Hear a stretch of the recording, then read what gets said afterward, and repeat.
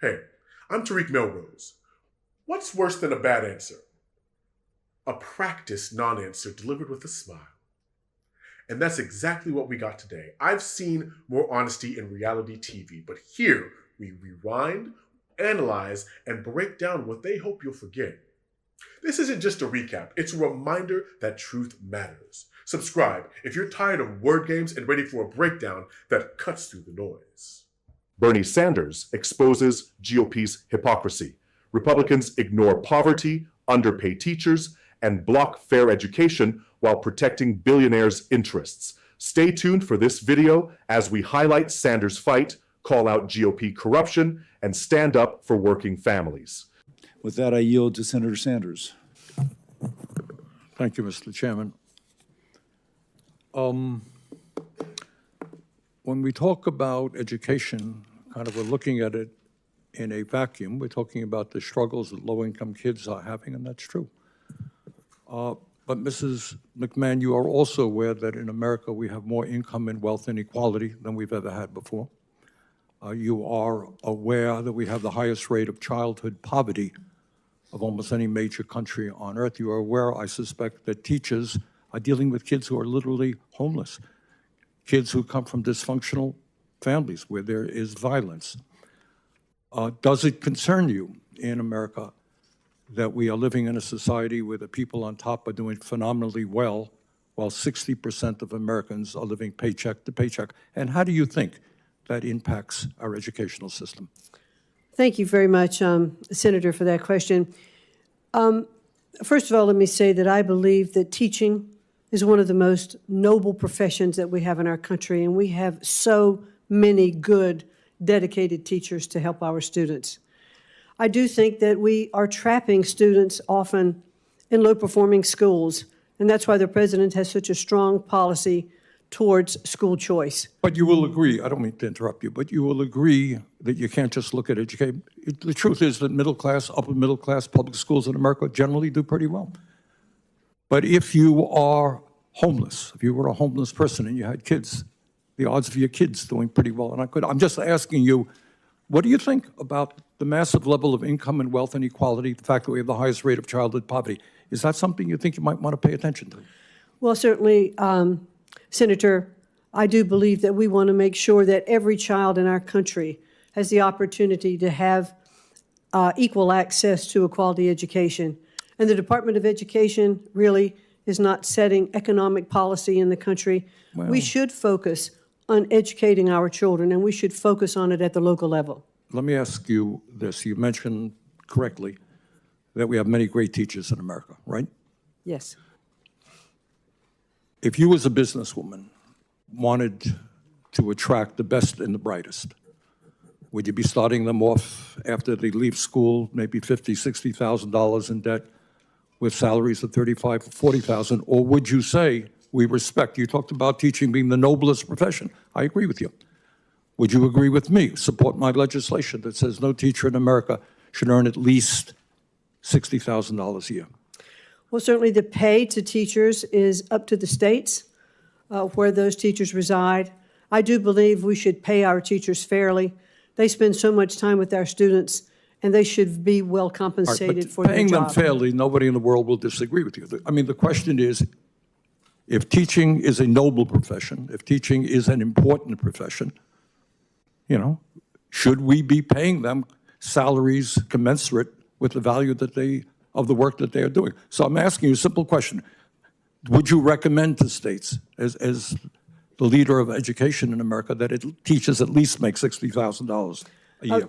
I would certainly recommend to states that teachers be paid what is commensurate with the kinds of jobs that are part of their states.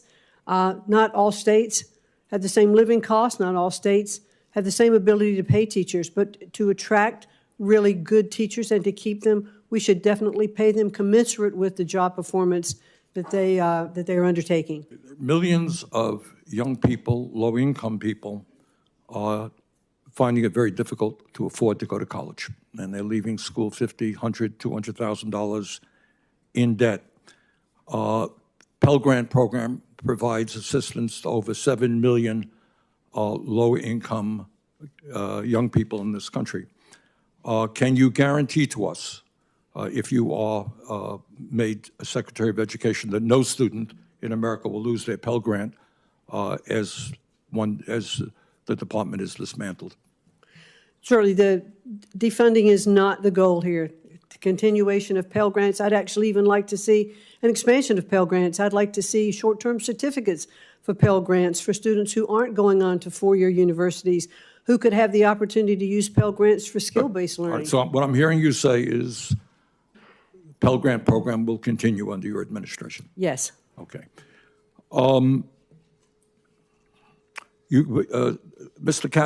Senator Cassidy asked you an important question, and that is, do you agree, and let me just once again get your feelings on this, that if there is a movement to abolish the Department of Education, it has to go through the United States Congress?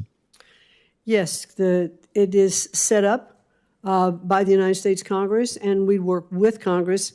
It clearly cannot be shut down without it. Good. Thank you.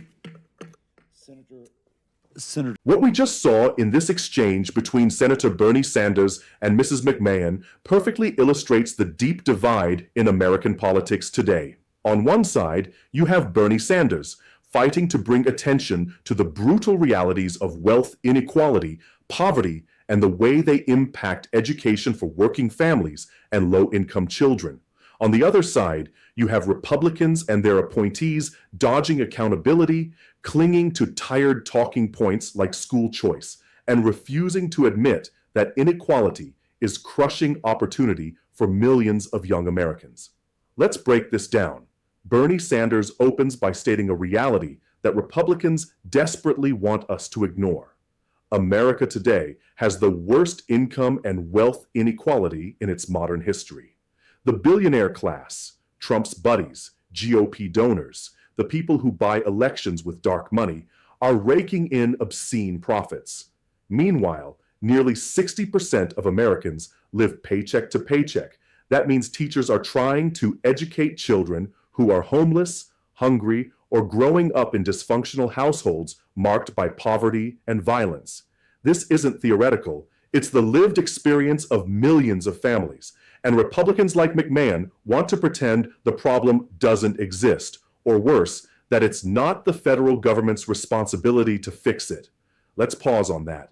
The secretary nominee is asked point blank, does the level of inequality and childhood poverty in America concern you? And instead of acknowledging the systemic failure that inequality represents, she hides behind the excuse that the Department of Education does not set economic policy. That is classic Republican doublespeak. Sure, the Department of Education doesn't set tax brackets or labor policy, but education cannot be divorced from economics. If kids come to school hungry, traumatized, and homeless, no teacher, no matter how noble or dedicated, can undo the harm that poverty inflicts. To pretend otherwise is to refuse reality. And this is where Democrats like Sanders shine. Bernie cuts through the smokescreen. He forces the conversation back to the real issue. We can't look at education in a vacuum. We can't just say teachers should do better without addressing the crushing economic conditions students live under. But Republicans love the vacuum because it allows them to ignore their donors' role in creating inequality. Then Bernie pivots to the issue of teachers themselves. He frames it perfectly. If teaching is such a noble profession, if Republicans love to praise teachers rhetorically, why do we saddle them with debt and insult them with poverty wages? He asks the simplest, most common sense question. Should teachers in America make at least $60,000 a year? And what happens? McMahon dodges. She hedges. She hides behind states' rights. She claims that not all states can afford to pay teachers properly. It's the same tired excuse we hear whenever Republicans are asked to invest in workers, in healthcare, or in education. Think about the absurdity here.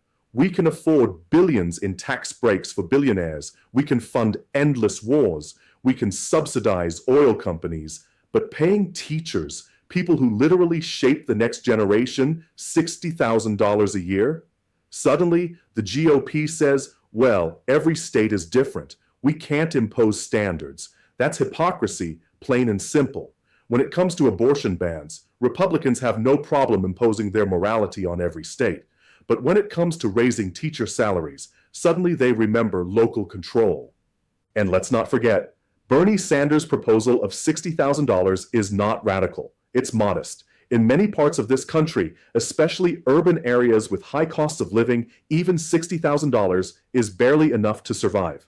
The fact that Republicans can't even commit to that minimum baseline shows you how little they value education beyond using it as a political football. Next, Bernie tackles the issue of student debt and Pell Grants. Here, again, we see the Democratic vision versus the Republican reality. Millions of young people, especially low-income students, are drowning in debt just for pursuing higher education. We're talking $50,000, $100,000, even $200,000 in student loans, while starting salaries remain insultingly low. The Pell Grant program has been one of the most vital lifelines for working-class students, helping more than 7 million young people afford college. And what does Bernie do? He asks for a clear commitment that Pell Grants will continue, not be dismantled. McMahon, to her credit, is forced to agree that Pell Grants will continue. But notice what she slips in. She wants to push Pell Grant funding into short-term certificate programs. That sounds nice until you realize what it means. Republicans want to water down higher education into job training programs that don't challenge inequality or empower students. They don't want students becoming critical thinkers. They don't want young people rising up to question billionaires and demand justice. They just want a cheap workforce trained for specific industries, while real universities become playgrounds for the elite. This is exactly what the GOP strategy has been for decades. Dismantle public institutions, privatize what remains, and create a two-tier society. One America for the rich, where their children get world-class education, and another America for the rest of us, where working-class kids are handed scraps and told to be grateful. Bernie isn't having it. He's pushing for an expansion of Pell Grants, not their contraction. He's pushing for student debt relief, fair wages for teachers, and a recognition that economic justice is inseparable from educational justice.